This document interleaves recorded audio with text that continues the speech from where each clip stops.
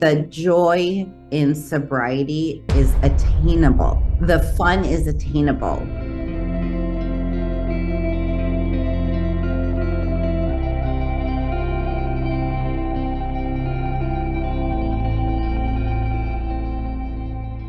Welcome to Controlled Chaos. My name is Shana, and can you go ahead and introduce yourself and tell us a little bit about you? Okay, well, let's see. My name is Lisa Hart Anderson. I am a sober woman in her 50s, recreating her life again and enjoying every minute of it. I am a mother, I've been married for 30, almost 4 years, Mhm.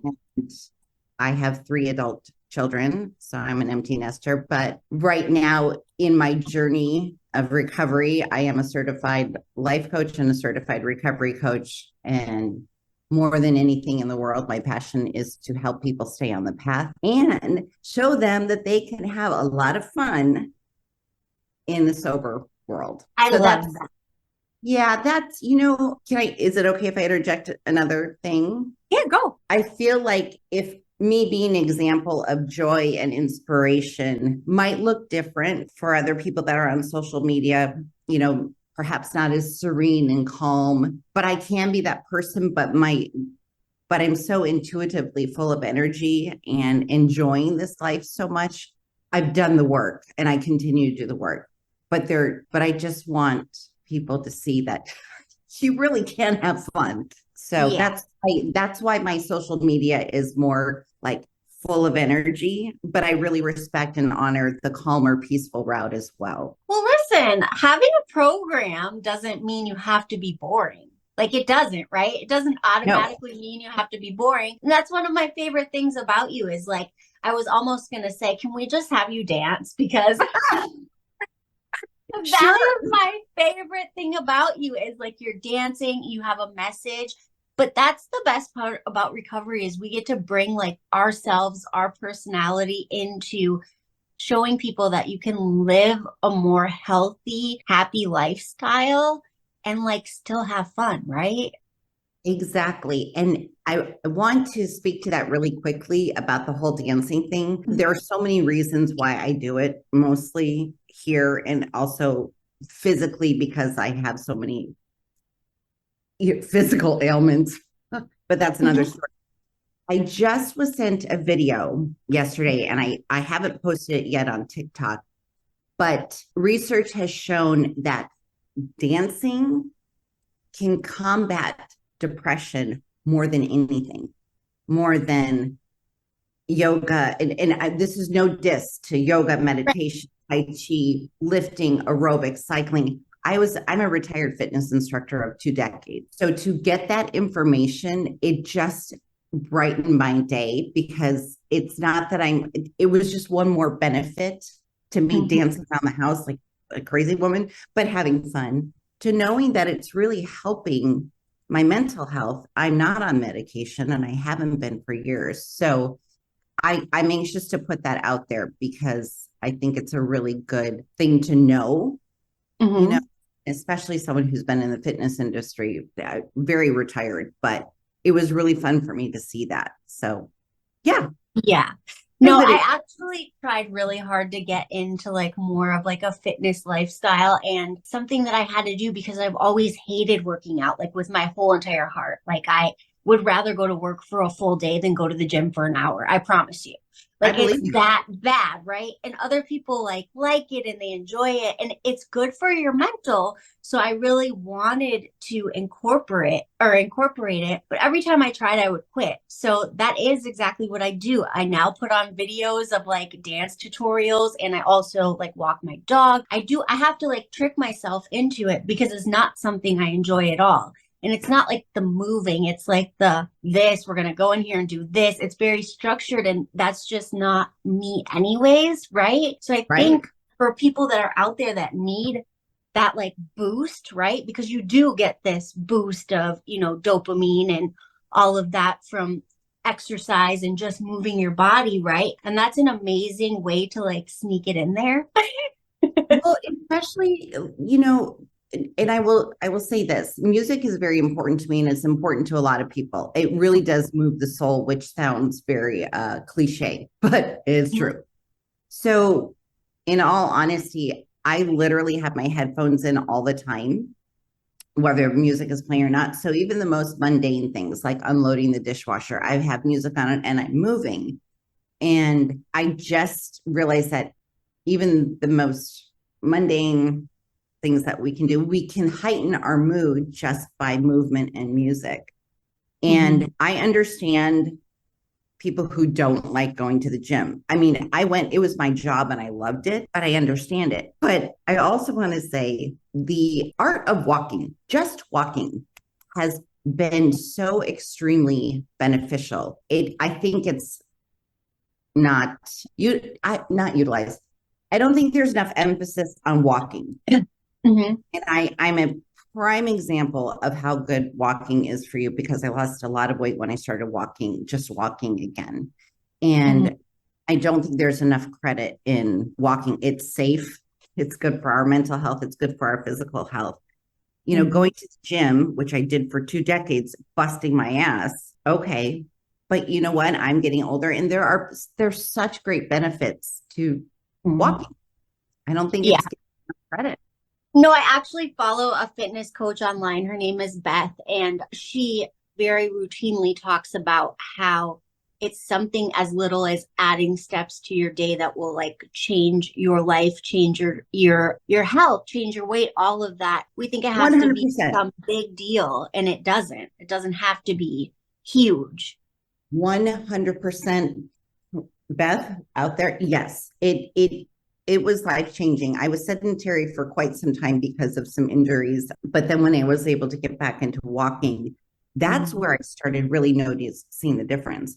And the dancing started, I've always loved it, but I got my spark when my eldest son got married and we danced all night at the reception. And my husband's like, I've never seen you look so happy. And that really stuck with me. And so part of my recovery is doing that every day for my mental health, for my physical health, and just because it's fun. It really is. It kind of takes the edge off, right? Yeah. Okay. Yeah. So, can you tell us a little bit, because you said you have been in recovery for a while, tell us a little bit about what your past looked like what made you decide that drinking wasn't for you?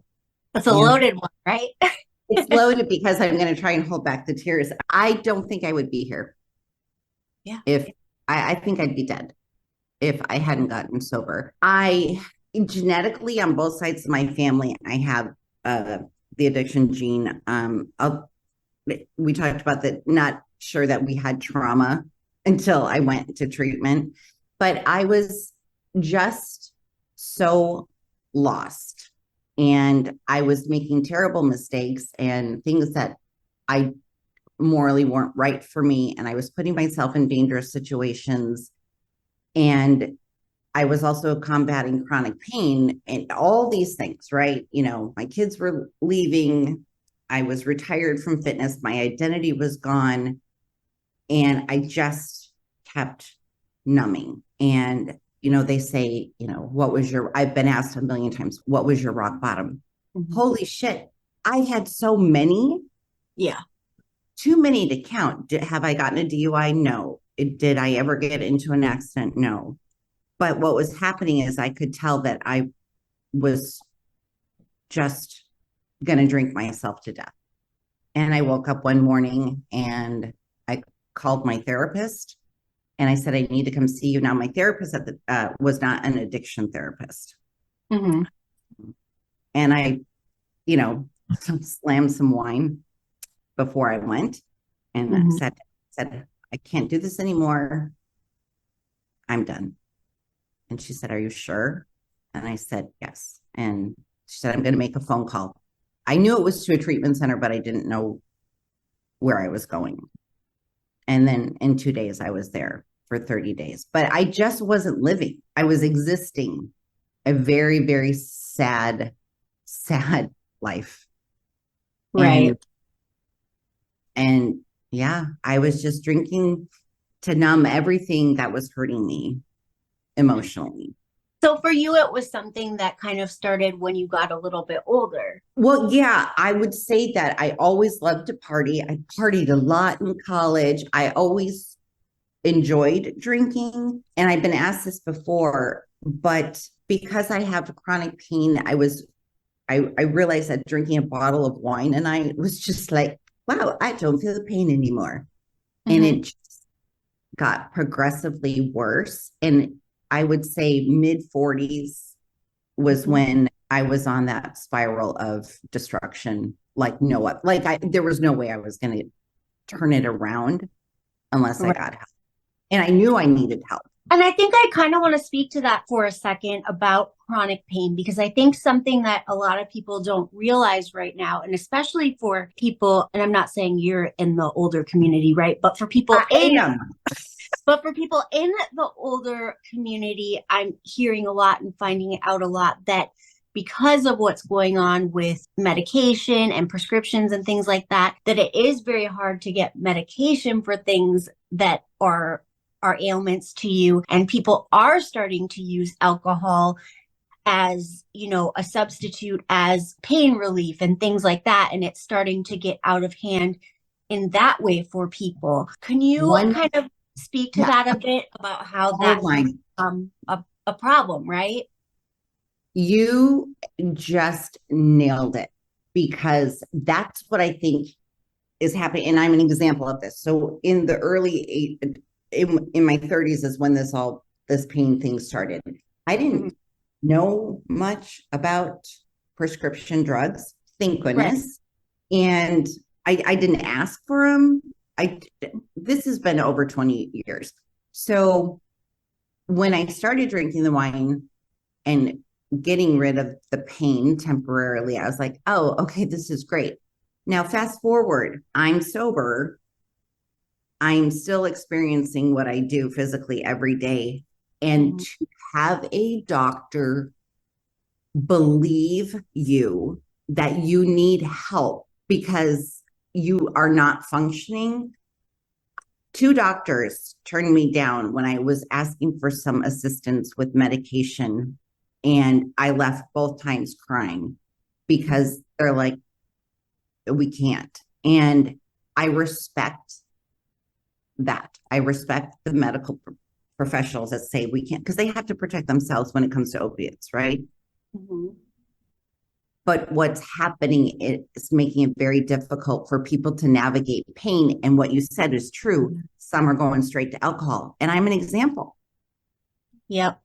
Yeah, and I've seen that with a few people in my own life that are going through things and, like real diagnoses. And I don't even know how bad it would be for people who don't yet know what's wrong, but have pain, a lot of pain going on, and there's like no explanation, and there's nothing that they're willing to do because they're so scared that, their license is going to be affected if they give medication to the wrong person or this type of thing. And most recently, the really weird thing is they're giving out like Suboxone and methadone for pain. And like, that's even more crazy because I'm like, talk about getting addicted. About getting addicted. That don't make any sense at all. But it's just weird where we're at. I don't know enough about Suboxone and methadone. I don't. I've never been. So I'm a terrible example of how to navigate that because it's never been a thing. But what you said is like it. I haven't heard anyone said it like that, and it almost brought tears to my eyes. Truly, these people who are in pain are going to alcohol, and sadly, it's going to become progressive, and they're fucked for it, because that's exactly what happened with me. And I still wasn't even searching medication back then. Right. But it's so misunderstood, but there's the respect for the medical professionals. But you're right. I think more people are going to turn to alcohol because they cannot get the relief. You nailed it. So if you don't mind me asking, what do you do around your pain now that alcohol is not an option? And, is it just kind of like going on the more light side of exercise, like doing the dancing, doing that stuff? Like, how do you deal with chronic pain when you don't have that outlet? I rarely sit down. Yeah. And it's not that I have ADD or ADHD. And even if I did, I would say that honestly, the only thing that really, really helps me is movement. If I sit too long, that's where, so whether it's walking or dancing around, and everyone's like, why don't you do yoga? I went through yoga certification and I know it would be beneficial for me. It at this point right now, what I'm doing by constantly moving is what is helping. It's always there, Shana. It's always in the back of my head, and it has been since my 30s. I just accept that this is what it is and will always be. And I will try and do my best to manage. And I like to help people find ways to manage what they're going through too. You know, dancing isn't for everybody, right? But Right. But what works for you, right? Like finding so that's that out. my job, is to help people find ways to get through the day without hitting the bottle. It's tough. And it can be tough. And what I think is funny too, that a lot of people, I think when you're in the midst of the cycle of addiction and alcoholism, you've probably tried so many times to moderate or to stop drinking. And when you do that, you don't feel so great, right? And I think that people really think that that's what life in sobriety is like, right? Like that snapshot of time. And it really does get so much better the longer that you have away from it, right? What has changed in your life since you've gotten sober to give you kind of like the happy disposition that you have, even though you have things going on like pain? I honestly think I don't know if you saw my video yesterday. I just didn't want to be a statistic. I have family members that have relapsed, and I just made a commitment that this is it. I've done my time partying and making mistakes. And so I consistently do the work with a therapist. I find what works for me, my sweet spot of making me happy and having those endorphins. But I will say, I might be kind of not answering exactly the way you want me to, but you know, I was doing this alone for years. Mm-hmm. I did not have a sober community. I did not align with AA for me, nor did I see, and I've tried other programs. Something was not aligning with me. So I was solo for years. Mm-hmm. And it was a mistake. I didn't relapse, but I was very lonely. Yeah. And once I found my sweet spot of the things that bring me joy and connecting with others and social media, that's what's giving me life again. It's crazy because opening my business, this podcast, all of that has literally changed my life almost 3 years into sobriety, right? Like I am the happiest I've ever been. And it's because of the amount of connection. And, you know, we talk about, I think you had said earlier, like, no, I've never gotten a DUI or I've never done this. And it's funny because people who have, you know, been in the depths of alcoholism don't even question that type of thing because I didn't even leave my house. I didn't leave my bedroom at the end of things. I had a Walmart bag next to me that I was throwing up in. Like I barely got up to go to the bathroom. I don't know how I would have gotten a DUI. Like, you know, DUIs are for like partying and like, and I'm not saying that people don't ever get DUIs in alcohol or in alcoholism. I'm just saying once you get to a certain spot of like alcoholism, you really are alone. You could live with a million people and you're by yourself. Right. And honestly, I think there's nothing harder than feeling lonely in a room full of people. It like that's hard to even say because it's very, very true. And yes, I probably didn't get a DUI because I wasn't going anywhere either. Right. I'm like, when would I have got a DUI? On the way to the gas station at 7 a.m.? Like, right. To get more liquor? What? No. I mean, I have hurt myself. I have fallen. and more than once, but not enough to do me like major damage. But regardless, I mean, it's just, you know, the opposite of addiction is connection, right? And I was solo for so many years navigating it, and I was doing okay, but I didn't realize how lonely it can be without connection of people who are in the same world. And it has brought new life and giving Yeah, back. The coaching yeah. part and giving back is definitely has lifted all those things, all the good things. So we kind of talked about that AA kind of wasn't your thing and you tried a few other programs. So what do you practice? What are your practices to stay sober? Do you have a program? Do you just kind of wing it? What is it that you do?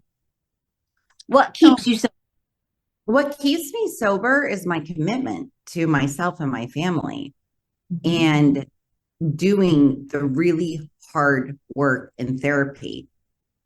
And here's the thing. I think the hardest part of this is losing people. I have lost so many people in my life when I got sober. And I know that comes with the territory. And that and being misunderstood has been the most challenging thing for me. I used to have a ton of friends, you know, such an extrovert. But I realize that this is the way it goes and it breaks my heart. But I just keep putting one foot forward because I'm enjoying my life so much, even though the work has been really hard. I don't even, I don't think about alcohol. And I just was like, why would you fuck this up? Yeah. This is why. And I think that's what's kept me no particular program except consistently in therapy and consistently giving back as much as I can and sharing my story and making the connections. Those are the things that are keeping me sober. And I'm damn proud of myself. Yeah. You know what I actually find very funny, and I was just thinking of this when I was listening to you say what works for you, and it's kind of like a mix of dancing, your therapist, like these type of things, right? And when I look at it, so what things come to be in the rooms are not exactly what is written in the big book, right? And in the big book, it talks about like you can use a sponsor, or you can use a therapist, or you can use your priest, or you can use your best friend. Like these are the people who help you to talk through things and figure out like what changes you can make and talk through, you know, things that have been hard in your life and this type of thing. And I find that no matter how many people I talk to, we all do a mix of the same things and call it something different. And it's so funny to me because there's real arguments over, I don't like AA. I do like AA. I don't do this. I do this. And when you really listen to what people are doing to stay sober, 100% there's like three key things that everyone does. You're I can't agree with you more.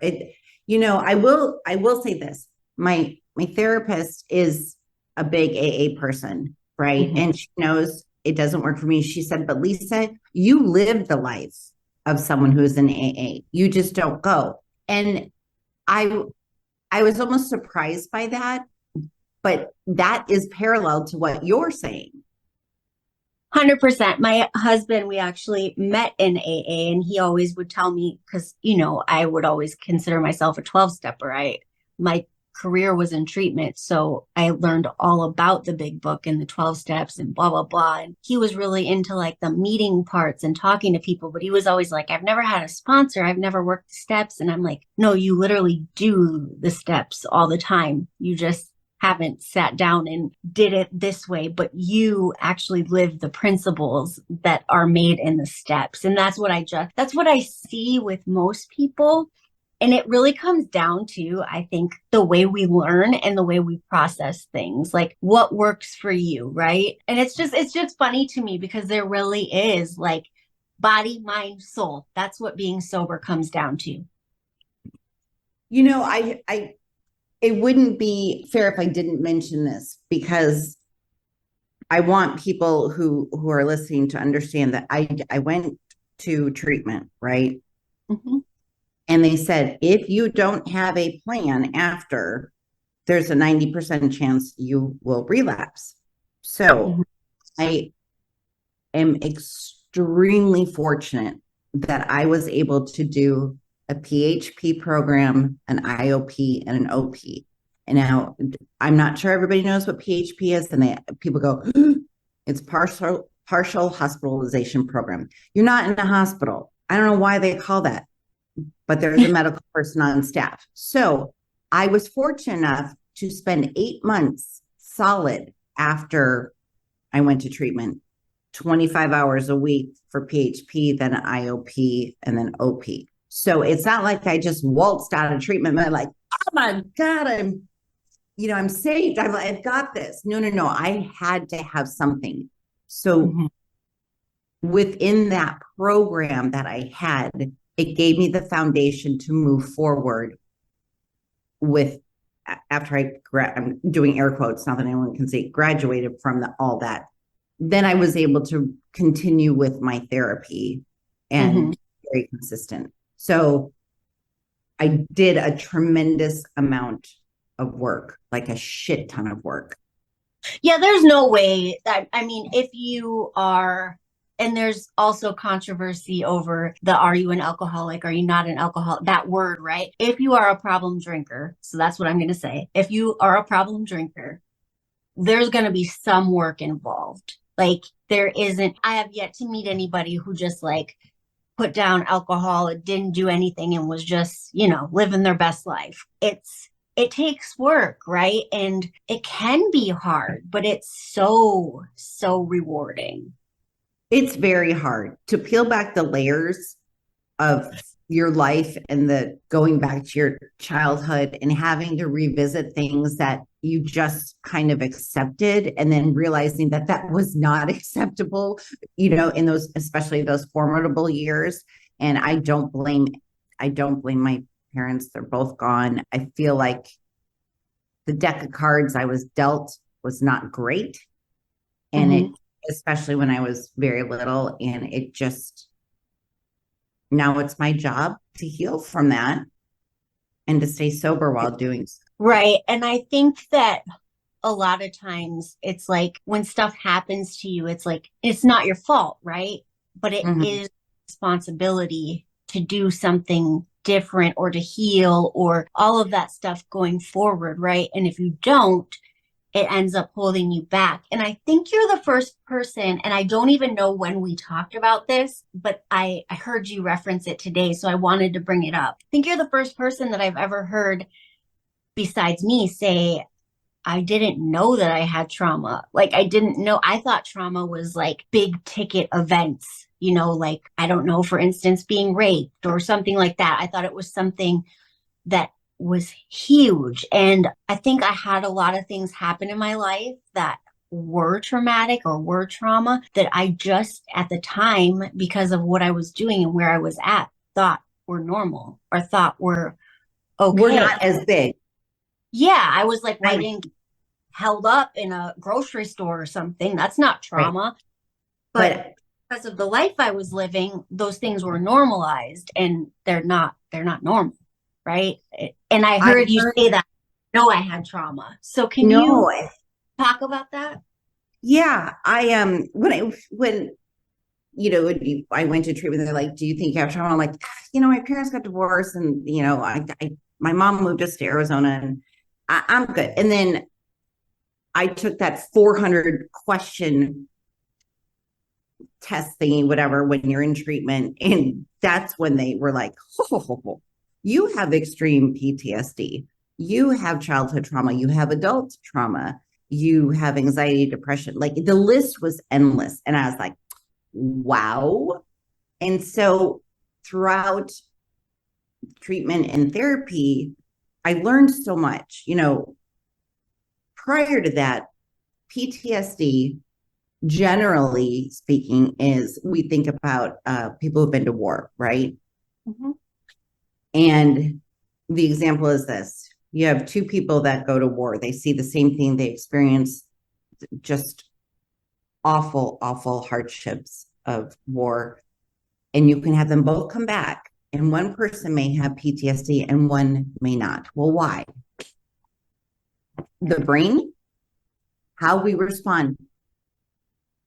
So it's a physiological thing, right? And speaking to like sexual trauma, I have sexual trauma, but I've never been raped. So I dismissed it. Right. But And I think I was just, when you said about the PTSD, exactly that, right? I thought you have PTSD if you went to war. That's it, right? No, I was diagnosed with PTSD like a few months ago, and I was like, what? right. Like, I really It's thought so it, misunderstood. yeah, It's a physiological response. It's not the event, it's how the body responds to the event. And it shows up later in life when there is an experience that may not be anything relatable to what it was in the past, but you have that physiological response. You know, for me, it's in my gut, my knees start to get a little bit weak and I'm scared, right? So there's so much about trauma that's misunderstood along with PTSD. There's so much that is misunderstood. And for years, like you, Shana, I would be like, yeah, that sucked, but I got through it and I'm still standing. Oh, wow. It was far more layered yeah, than we think. it really is because I had no idea. But truthfully, I would walk around and like all of a sudden I would start feeling dizzy and like I couldn't breathe and I was going to pass out. I would always go to the emergency room and they're like, no, it's just panic attacks. It's just this, it's just that. Well, finally, I was diagnosed with PTSD and I was like, from what? But after I actually got a really good therapist, and that's another thing that I don't think people understand is like who you choose as your therapist is a huge, huge deal. It is like Yeah. human. Like I would just pick in the phone book back in the day, right? I guess on Google, right? And be like, okay, I'm going to go see this person the few times that I went to therapy until this year. And I realized that like not everybody is great at it, or not everybody, I guess, clicks or knows the things that may work for you or that type of thing. And it's almost like picking a husband. Yeah. Well, I couldn't agree more. And I've run the gamut with therapists, right, throughout my life. And my particular therapist was in this, I call it aftercare program. And if most people probably know this, but I'm gonna say it anyway. If you have trauma, most people do, even if they don't know it. Right. If you have problems with addiction, you have to find a therapist that specializes in those things, you know. And that's why coaching is great too, because we've walked the walk, right? Yeah, I would not want a coach or a therapist to not have walked the walk of addiction or trauma. There has to be some kind of connection. So my particular therapist, Jamie, I love you. I'm a lifer. Like Jamie. shout out Jamie. And to have a therapist that you're this sounds weird. I don't want to disappoint her because I respect her so much and I respect her journey. And she's been in recovery much longer than I have. And so not only do I not want to disappoint myself or my family, I don't want to disappoint my therapist. We've worked too hard.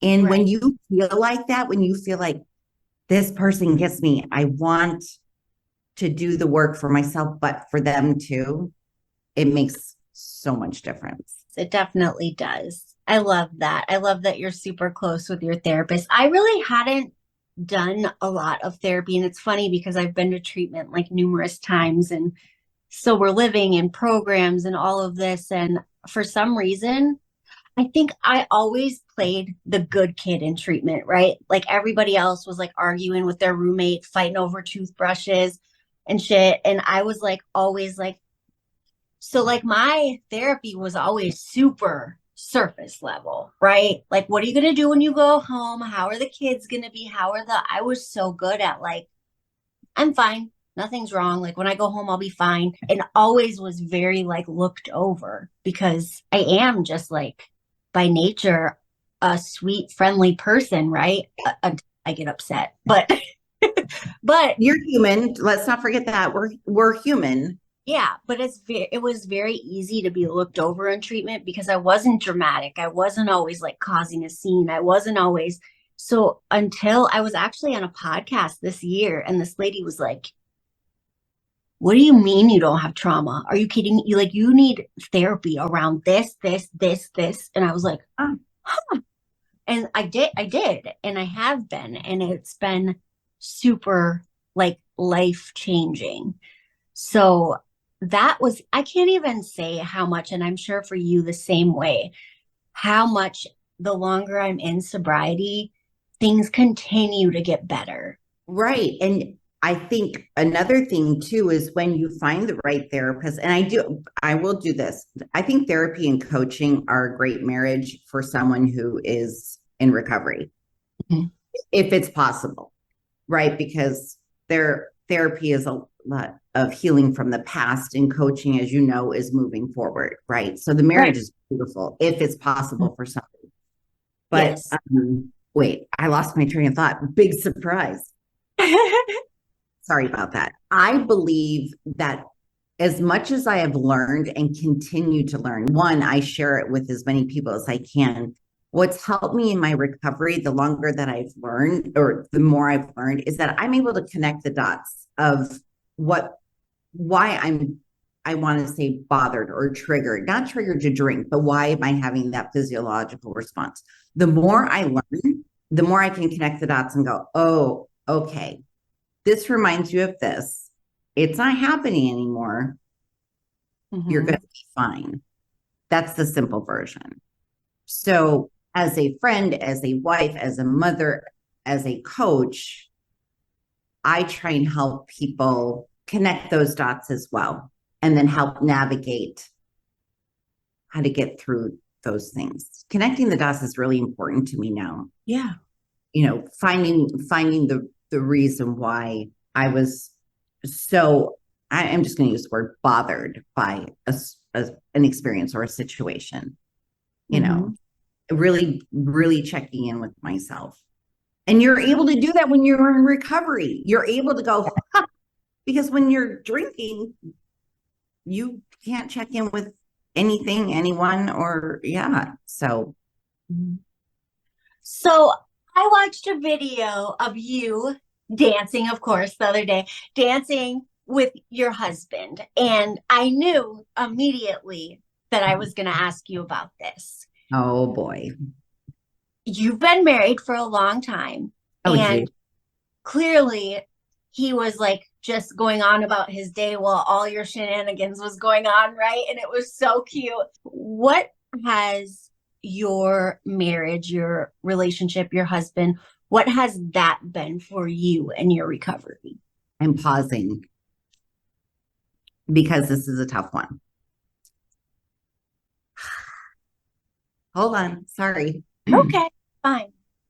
This is where you're going to get all versions of me. You'll get the vulnerable, you'll get the silly, and you'll get the informative. But Well, it's not super easy conversation. Let's just no, put that up, no, right? it's not. Put your whole life into 1 hour. Right. I had created a lot of destruction in my marriage, definitely a sabotager of all the things in my recovery. And I had talked about this a long time ago. I thought it was my job to make everybody comfortable around me that were normal drinkers. So, my children are older. They drank. My husband drank in front of me, and I just thought it was part of what I was supposed to do. But what happened over the years is I was getting so resentful that he was just doing this, and I needed him to check in. And so the first few years was very, very difficult, and I believe wholeheartedly to any treatments that are out there, there should be a class for people to navigate what it's like to go home when the spouse is a normal drinker. How do you navigate that? I think that's missing. I do. So it was a very, very difficult first couple years. He had some bad luck with therapists, and so he wasn't doing the work for himself, and he has a lot to deal with too, including me. So I was growing and learning, and he was staying here, and it was very, very, very extremely challenging. But I will tell you this, fast forward, once he started doing the work, and once we started doing the work together as a couple, and we've been together for 37 years, this is probably the happiest we've ever been, because we're both doing the work and we're doing it together. And I have waited for this for a long time, and he was ready. And that's But kind of a testament to like sticking things out sometimes, right? And I'm not talking about like things that you can't stick out, right? But I'm saying like a lot of people now are keen to like just giving up, right? And I think that sometimes it's worth sticking it out and like working together and like figuring it out, right? Because you are like life partners, and life is hard, and it's going to have its ebbs and flows. And that kind of speaks to the fact that like your therapist really does matter, right? Who your right.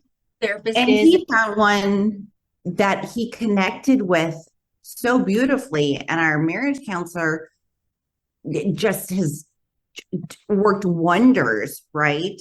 But I don't want to dismiss that it was really, really, really challenging for several years. And we are opposites. He's more introvert. He's very stoic. And I'm the goofball, and I'm the entertainment. And he's the super, super smart one that has tolerated me since I was 19 years old. I say tolerated. He's a very, very, very good man. And I'm very fortunate. So Yeah, and I mean, we should speak to that for a second, right? Because I think not only in marriage, right, but anybody who's been to treatment with any family members has probably experienced this, right? You're in this place where you're forced to face things and grow and continue growing and continue changing. And then you go home. I used to, every single time I would come home from treatment or whatever that I had been sent to go fix myself in 30 days or whatever, right? And I would come home to my 2 or 3 kids, whatever I had at the time, to going back to work full time, to paying all the bills, to being a single mom, to all of this shit, like my mean ass teenage children or kids or whatever I had, right? And I would come in with this like, whoo, I'm great. I'm going to never drink again. And I'm on a roll, and it would be 24 hours. And I would be like, damn, like yeah, everything and everyone around me is exactly the same. that's it. And how do you continue to grow and to do the things you want to do, and nothing around you has changed? So Oh, that's something that everybody deals with leaving treatment, and they don't talk about enough. And I wish that I would have been more prepared, because now I can speak to it, right? Now I can look back and go, no fucking wonder I didn't stay sober. yeah. I right back into this life that I had no idea how to manage, that I always used alcohol to numb because I didn't know how to function, and I didn't know how to do that stuff that I was supposed to do, right? All these Betty Crocker moms running around, I didn't know how to do that. And it made Mm-hmm. me so mad. I would just numb and go in a corner somewhere and let my kids raise themselves or do whatever, right? I would just run away. And now I can see that, but I didn't see that then. I didn't get it at all. Well, it's interesting that you brought this up, because it's something that I was thinking about this morning, and just a client. One thing that really helped me, and this is not feasible for a lot of people, I get it. We became empty nesters, and we were ready to, our house didn't serve us anymore. So we moved 30 minutes away, and that was life altering, to not be in my environment. Well, okay, so what if you can't do that? Well, for example, if you are struggling with alcohol and you work from home, my first thing is change your location of where you're working just to shift something to make a difference, right? I think 100% you're right. How do you come home when everything is exactly the same? No one is doing, you're growing, right? And nothing's changing, and you're like, but wait a minute. And you also live with, but I'm the problem. I'm supposed to grow, right? This is what I Right. tell. But changing your environment, even if it's a room, going to like whatever it may be, and creating a different pattern for yourself throughout the day any way that you can. I mean, that's a very simplistic kind of explanation. But I will say, leaving where I lived for nearly 20 plus years, leaving the environment, leaving my surroundings of all the drinking friends and restaurants and bars, that was very, very beneficial. Yeah, and I will say that too, because when I moved from Texas. I was in Texas for 8 years and I moved back to my hometown, which I hated with my whole heart and swore I would never move back here. And from the time that I moved back here, my life has gone up. It's when I was able to find sobriety. It's when I was able to, I guess, just become like who I was meant to be. And I think it's funny because we talk about our past, right? And a lot of times I think there's a lot of like shame and regret in it. But without that, we wouldn't be helping people. Without that, we wouldn't have the story or the, I guess, happiness that we have now. Like some people walk around and they're like, this is how life is supposed to be. But because our life wasn't like that, there's this real appreciation for life and happiness, I think. Well, I was at an AA meeting when I first got out of treatment, and I was with a group, and one person, and I'm sure you've heard this, I am grateful that I was an addict or that I had an addiction.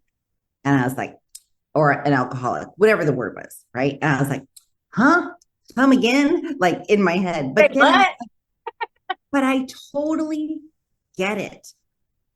My childhood, my trauma, my addiction has allowed me to become a person that is accepting, that no judgment.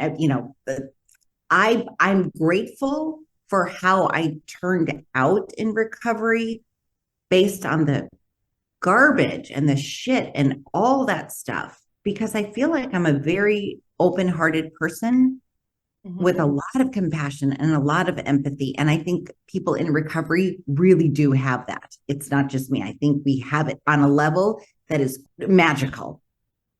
Right. Based on It's almost, yeah, it is. It is. It's magical. And like, what's crazy is like the women in my life, including you, right, are all that way. And that's because we have this like common, you've seen so much, you've been through so much that people don't understand that you're never going to look at somebody and be like, what the hell's wrong with you? Like, I don't no, understand because I've been so misunderstood that I didn't understand myself. Right. So the chances of me looking at you and all your bullshit and being like, girl, I'm not going to do that. I'm going to be like, how can I help you? Right. Like, what right. I do. And I And think that's nothing the best surprises thing. you, right? No story surprises you or makes you go, nothing. You're like, God, that sucks that you went through that. No judgment. You know what I mean? Like, I think that's kind of the beauty in recovery too, that you can hear a story that's so not your story and be like, I'm sorry that you went through that, just like you said. And I think the other very difficult thing for me losing people is being misunderstood. Who is this person? Why, in recovery, we're constantly evolving, right? What worked maybe 3 months ago is shifting. And the people who stay and watch and evolve with, or watch you evolve and have the patience those are the people that you can't let go of. Right. And they're far and few between. They really are. They They go. really. They go. All right, Miss Lisa. So if there's Yes. anything you wanted to leave our listeners with today, what would it be? Anything that you want people to know about recovery, about anything? Well, I would say this. You're right. It does. It's a lot of work. It's hard. Nothing about it in the beginning is easy, right? And we're still always trying to figure out ways to keep ourselves healthy and happy. But the joy in sobriety is attainable. The fun is attainable, and it's worth it to be present at all times. And I just want to help as many people as I can find them. I love that. All right. My social media. Follow me on Instagram at Controlled Chaos Coaching. What's your social media if they want to follow you? Heart to Heart Coaching. So it's HART, the number 2, HEART coaching. I know it's kind of long, but that's the name of my business, Heart to Heart Recovery Coaching. And yeah, so thank you. And also on TikTok. So Yes. yeah. Or for coming on. I almost said thank you so much for having me. Thank Well, you for coming on. Thank you so much for allowing me to share so much of what I did. I really appreciate it. And thank you for creating that safe space. I really am honored to have been asked. So thank you. You're so welcome.